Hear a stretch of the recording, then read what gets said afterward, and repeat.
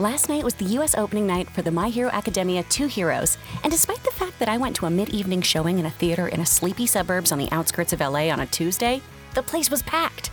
And it was electric. I guarantee you, not a single soul left their seat feeling disappointed. My Hero Academia 2 Heroes is more than worth the price of admission for fans of the series and absolute newcomers alike. So, we're going to dive in with both a spoiler-free and spoiler-filled review.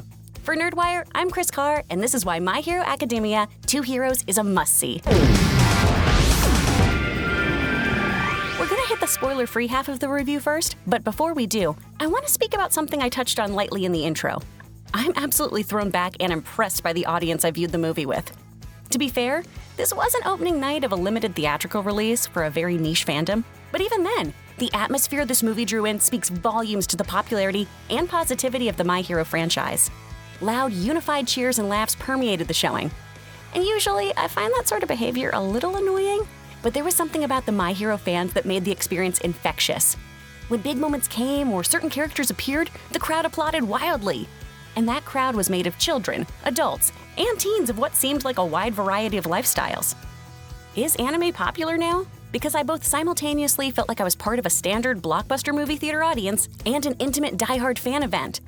In a time where fandoms are so divisive and nitpicky, it's a breath of fresh air to attend a showing where everyone in the audience can leave with a smile on their face. Great job, My Hero fans. You're setting a shining example. And on that note, let's jump into the spoiler-free portion of our review. If it's not clear, this movie's going to receive a glowing review. But that's not to say it is without its shortcomings. 2 Heroes suffers from the same issues that a lot of anime OVAs have. Being that this movie takes place outside the show's televised canon, the stakes and events of movies like this are always diminished, because in the back of the viewer's mind, they know that at the end of 90 minutes, the world will return to the status quo. Character growth will be erased, important events will never be referenced again, and newly developed characters likely won't be explored further. It's a problem that comes with the territory, and still, 2 Heroes manages to have high points that resonate in spite of this limitation. Canonically, 2 Heroes takes place between seasons 2 and 3, but absolute virgins to the series can sit down and love this movie without seeing a single episode.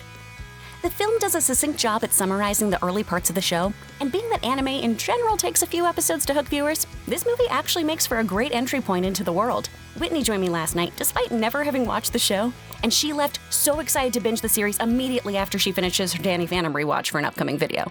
So seriously, don't be afraid to bring a My Hero newbie to this movie. It's probably just gonna convert them. That said, the exposition in this film can tread the line of corny and redundant for hardcore fans. There's a moment in the film where Midoriya blurts out a chain of exposition, and even All Might is taken aback by the lack of subtlety in the script. This isn't lazy writing, so much as a straightforward attempt of getting the background lore out of the way so the 2 heroes can jump into the things that My Hero does best.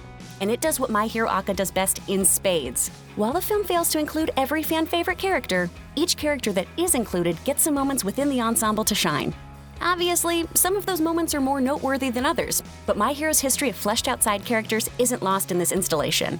All Might in particular stands out as we get to see the majesty of one-for-all and breathtaking animation. Seriously, the battle scenes are a sight to behold. They're dynamic, smooth, and artfully framed. Structurally, the battles share the same back-and-forth plot-twisty pacing as the show, but that's not a bad thing. Even if you expect formulaic fights, there will be at least one mid-battle twist that'll have you gasping. Without getting into spoilers, by far the best thing going for 2 Heroes is that it takes advantage of giving fans exactly what they want to see, but can't show in the main series due to the spoilers' plot developments. You'll know the moment when you see it, and you'll be exalted in knowing that the writers found a way to make it canon, even if the characters never speak of it again. Overall, I'd say 2 Heroes is a great introduction for newbies and an absolute must-see for fans of the series. You should try and go and see it while it's still in theaters if possible, because in addition to being looped into the fandom before the DVD release, the animation quality begs for silver screen viewing. Now, let's get into some spoilers. Alright, so spoiler warning. We're not only going to be talking about spoilers for 2 Heroes, but also a few that pertain to Season 3. Understand? Alright, let's go! My Hero Academia 2 Heroes is truly a story of 4 heroes. Well, technically it's about 13 heroes, but really, All Might, Deku, and the Shields are the stars. The story begins in the past, showing a young All Might working with American heroes while studying abroad. All Might befriends the brilliant scientist David Shield, and the two craft a friendship that spans decades. As All Might becomes the symbol of peace, David becomes the #1 support items inventor in the world. David and his daughter Melissa eventually find themselves on Eye Island, a floating techno haven for the world's greatest minds to create support items in peace. It also happens to feel a little like Disney World, if Disney developed military-grade weapons inside the park. Melissa invites All Might and Deku to Island for a big event and to surprise her father, and the story unfolds from there. These four characters parallel each other nicely, and paired off separately, they account for the movie's subtitle Two Heroes. All Might and David were once partners, and Deku and Melissa are their respective successors who band together to save Island from villains. Honestly, Deku and Melissa have some great sexual chemistry together. Sorry, Ochako. Beyond that, though, Deku can relate to Melissa on a spiritual level, as she too was born quirkless, but is dead set on doing everything in her power to make the world a better place. She doesn't bother with the same woe is me act the younger Deku embodied, and I think both Deku and viewers can find that admirable. Truly though, the Two Heroes title is referring to All Might and Deku, and the movie plays as a coming-of-age tale where All Might, David, and fans can start to see Deku become All Might's peer. A huge section of the plot revolves around David's fear that All Might's declining health will spell disaster for the planet. And because he doesn't know that Deku is in possession of One For All, he unwittingly schemes a heist with villains in order to obtain a device that will restore All Might's health and heighten his powers. Personally, I found the twist that David was behind the heist predictable, but it's refreshing that his intentions were pure and he simply got duped. Is it a plot hole that a super genius heavily involved with criminal justice would fail to do a thorough background check on the accomplices to a massive crime?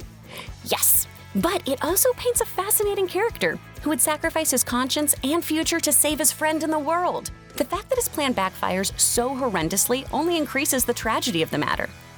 That weight is lifted once we see David look at Midoriya with that same admiration he has for All Might. And that admiration is deserved. Seeing Deku and All Might band together to defeat the villain Wolfram will forever be a gold standard for shonen anime. Once more, the animation is stunning in this scene, and in general, the movie does a fantastic job of portraying All Might's raw power and skill. To have Midoriya tag along and keep pace with All Might in a two-pronged attack on Magneto Tetsuo stoked every heart in the audience. For many of us, we didn't even realize that this is what we wanted to see from My Hero Aka, but Studio Bones delivered. Very rarely do we see All Might and Midoriya battle side by side, and when they do, it's never at full throttle. Seeing as All Might will never be able to operate on this caliber again in the anime, this moment is a brilliant climactic cherry to an otherwise great movie. And the rest of the movie is amazing! We get big character moments from a handful of Class 1A's best. Each time a classmate was introduced, the audience cheered louder in my theater. Except for Mineta, whose introduction was met with groans. Perhaps those groans were a bit premature though, because this movie is probably the best handling of Mineta in the anime to date. He's still a gross perv, but the movie tones down his creep factor in favor of eager adolescent vibes. His harem chant was actually really funny, and probably one of the comedic high points of the film. Mineta's not the only one whose character was modified for the film. Kaminara's pervitude was actually dialed up a bit, and honestly, it wasn't horrid, seeing as it toned down Mineta. The movie also dumbed down Kirishima. Sure, he's not exactly a rocket scientist, but he's not also a complete doofus. Like, who forgets their phone in their hotel room when they're trying to meet up with classmates? Okay, but that's beside the point. Other than these three, everyone's portrayal is on point. Bakugo's rage is as heartwarming as Ochako's crush on Midoriya. Ida plays into his student chaperone role immediately, and Todoroki remains Yue's #1 badass. I do foresee the biggest complaint of Two Heroes being that not every 1A student gets adequate screen time, particularly a certain froggy waifu. But personally, this is a forgivable sin considering the amount of characters this movie effectively juggled. Although, I would have preferred if the class members not part of the core team were absent from the island, as it was a little too convenient that everyone decided to spend their summer break on Island independently. While on the subject of students, there is one quiet scene I'd love to bring up. Before the big gala, all the students dress up in formal attire and meet in the lobby. It's the sweetest slice of life moment. All the students are blown away by how well their classmates clean up, and it drives home the fact that these superhumans are still teenagers. Something about this scene just captures the magic of being in high school and seeing your crush in a tuxedo or prom dress for the first time. It's a very specific blend of sexual tension, admiration, and pride that you wouldn't expect to see in a movie about cartoon characters that punch real hard. That might have been my favorite moment.